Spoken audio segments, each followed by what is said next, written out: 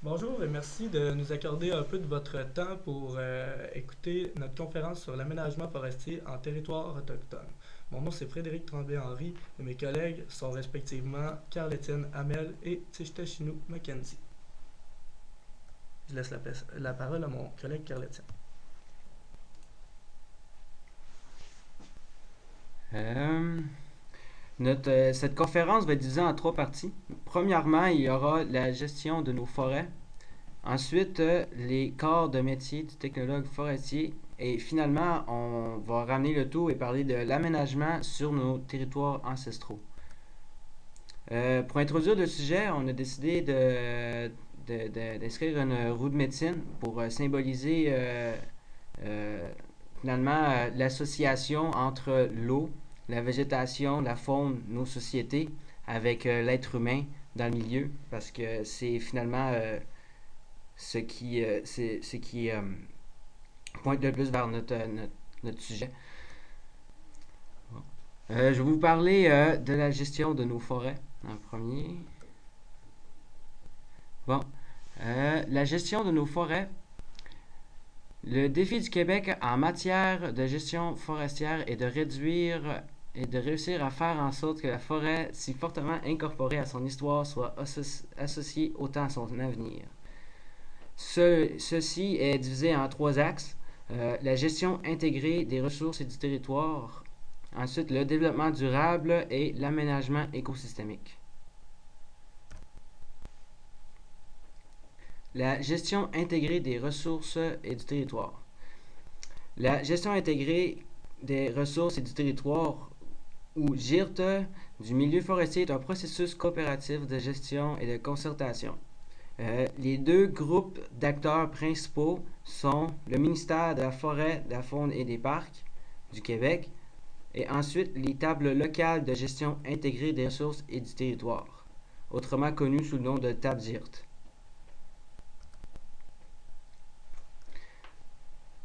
Les tables GIRT ont pour objectif principal d'assurer une prise en compte des intérêts et des préoccupations des personnes et organismes concernés par les activités d'aménagement forestier, de fixer des objectifs locaux d'aménagement durable des forêts et de convenir des mesures d'harmonisation des usages qui influenceront les activités d'aménagement définies par les PAFI. C'est finalement pour dire que les tables de gestion intégrée des ressources sont là pour te prendre en compte la parole de chaque personne, chaque acteur qui a des activités en forêt, que ce soit un chasseur, une compagnie forestière ou le propriétaire d'une pourvoirie, par exemple. Ensuite, je vais vous parler du développement durable.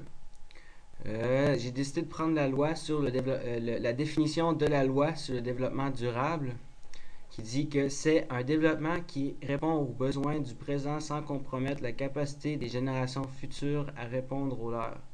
Le développement durable s'appuie sur une vision à long terme qui prend en compte le caractère indissociable des dimensions environnementales, sociales et économiques des activités de développement.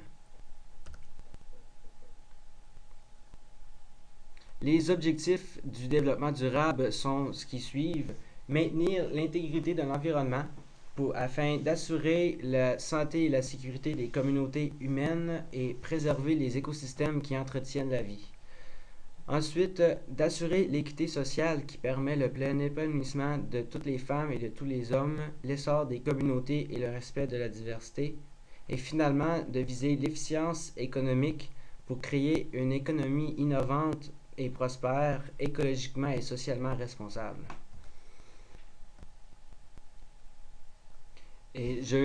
Ensuite, je vais vous amener sur l'aménagement écosystémique.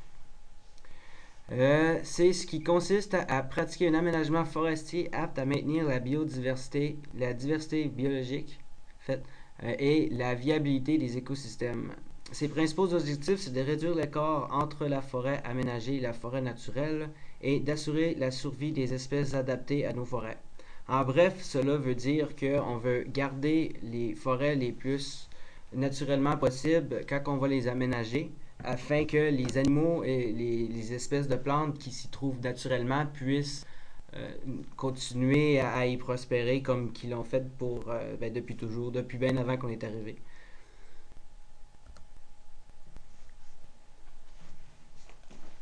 Bonjour, c'est encore moi, je viens vous parler des corps de métier du technologue forestier.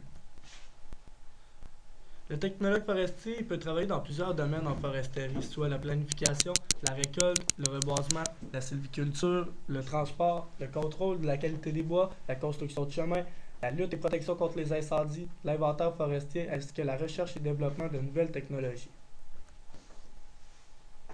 En planification, on parle surtout de géomatique ou de photo-interprétation pour ce qui est du travail du technologue forestier.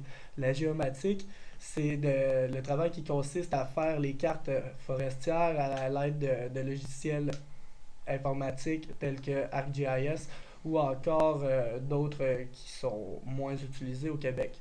La photo-interprétation, quant à elle, c'est l'art d'interpréter les peuplements forestiers à l'aide de photos aériennes et d'en faire ressortir les variables importantes de, du peuplement. En planification, on a aussi les contremaîtres qui vont devoir créer des devis à partir des normes du ministère, puis d'autres exemples comme ça, comme les gens qui planifient la récolte et d'autres tâches de planification comme ceci. Pour ce qui est de la sylviculture, j'ai pensé qu'il faudrait peut-être éclaircir un peu c'est quoi pour certains. La sylviculture, ça regroupe l'ensemble des actions entreprises par l'homme suite à une récolte dans le but de permettre l'implantation, voire d'accélérer la régénération d'un peuplement, de l'éduquer par l'application de travaux sylvicoles ou même de lui faire subir des traitements dans le but d'améliorer la qualité du bois qu'il produit. Dans le fond, ça réunit absolument toutes les actions faites par l'homme, du moment où on met en terre un plan jusqu'au moment où on va venir le récolter 60 ans plus tard. À la fin de sa technique, le technologue forestier est formé pour être contremaître. Peu importe le domaine, le contremaître exerce toujours la même fonction. Il est en charge de son équipe de travail et il doit voir à ce que le projet sur lequel il travaille soit mené à bien dans le temps et sans dépasser le budget prévu. Accroché là-dessus. Recherche et développement de nouvelles technologies, je pensais que ce serait bien d'en glisser un mot parce que à notre époque, on est dans l'ère des technologies de toute évidence, puis il y a vraiment des avancées intéressantes qui sont faites dans le domaine récemment, surtout avec l'apparition du lidar et des drones, ou encore juste de nouvelles recherches qui paraissent chaque année sur des inventaires écologiques qui sont réalisés dans le nord, dans des forêts qui sont encore vierges et desquelles on peut sortir un tas d'informations qui vont nous permettre à améliorer notre aménagement écosystémique. Alors, pour vous citer quelques métiers que le technologue forestier peut faire, il y a le technicien de recherche, l'assistant à la planification de travaux d'aménagement, il peut être chef d'équipe d'inventaire, il peut être technicien d'inventaire, superviseur d'équipe de reboisement, contremaître des travaux sylvicoles, contremaître d'opérations forestières, contremaître au reboisement, contremaître d'opérations de récolte, contremaître du transport, contremaître de construction de chemin et j'en passe, assistant contremaître à tous ces postes, vérificateur de la qualité, mesureur, marteleur, chef de lutte contre les incendies forestiers, technicien en géomatique forestière, conseiller à l'aménagement des forêts privées ou encore technicien forestier pour des maisons d'enseignement. Sur ce, je laisse la parole à mon collègue Technou Picard Mackenzie. Bonjour, c'est Ticheté Chnou qui vous parle. Moi, je vais vous parler des avantages pour nos territoires ancestraux, en quoi la foresterie peut nous avantager. Premièrement, je vais vous parler des traditions sur l'utilisation de l'Inuitun. Dans le fond, ça parle de la vie en territoire pour nos pratiques traditionnelles. Premièrement, ça serait sur les déplacements en famille pour la survie, les grands rassemblements, la vie spirituelle, les rites de passage, la chasse, la pêche, la cueillette, les fabrications d'outils ou d'objets d'usage, le tannage et séchage de peau et fourrure, la médecine des plantes, des arbres, etc. Il y a aussi l'utilisation des arbres pour l'habitation, pour le piégeage, des barrages, dans le fond, pour la pêche. Deuxièmement, je vais pouvoir vous parler de la préservation des territoires qui devrait être une priorité. Dans le fond, ça parle d'apprendre à nos jeunes à respecter la nature et ne chasser que ce qu'ils ont besoin, car les ressources ne sont pas inépuisables. Apprendre à nos jeunes à chasser, dépecer, cuire le gibier, dans le respect de la nature et des animaux, car nous avons un très grand respect pour la nature et les animaux. On peut aussi apprendre à nos jeunes à respecter et connaître les animaux sacrés, amener certains gibiers et dans certains territoires potentiels en aménageant des forêts en conséquence. Il y a aussi préserver des lieux de spiritualité et de rassemblements familiaux, protéger les milieux fragiles, rivières à saumon, les lacs, les dénudés humides, ou aussi les arbres à fleurs fauniques. Troisièmement, je vais vous parler d'éduquer les nouvelles générations. Il y a, dans le fond, on peut ramener nos jeunes à vouloir apprendre sur la vie et la survie en forêt, montrer à fabriquer les outils nécessaires pour y parvenir, montrer la chasse et la pêche afin de survivre, construire un abri, cuisiner des aliments traditionnels pour les cas de périodes difficiles, entre autres cuisiner la viande séchée, les fruits séchés, la viande en poudre, la graisse aussi.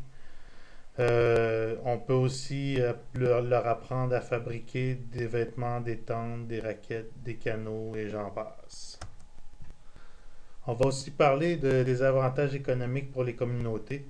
Ça peut aussi avantager à embellir les forêts au lieu de les laisser mourir parce que ça prend 150 ans à avoir une forêt mature quand elle est morte.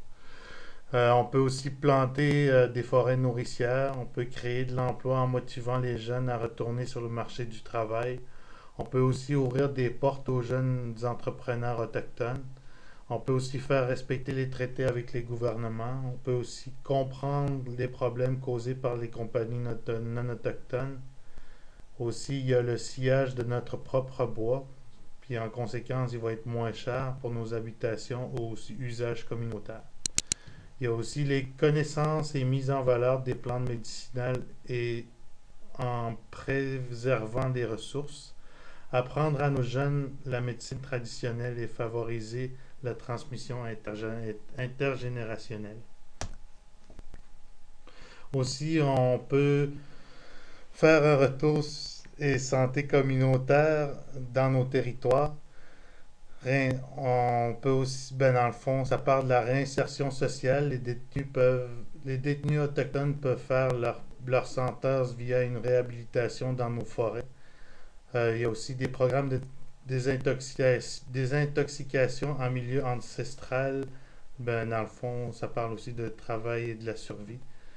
La possibilité aux aînés et aux malades de passer quelques jours en forêt malgré leurs difficultés et leur santé. On peut aussi faire des thérapies spirituelles et semaines culturelles en milieu naturel. Il y a aussi la transmission du savoir traditionnel.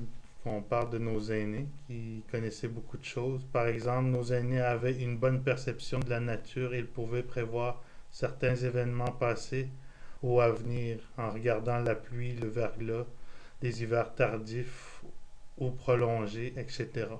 Seulement en regardant les arbres, le sol ou le ciel. Merci de nous avoir écoutés. Moi, Tishteshno Mackenzie, Carl-Étienne Hamel, puis Frédéric Tremblay-Henry. Merci.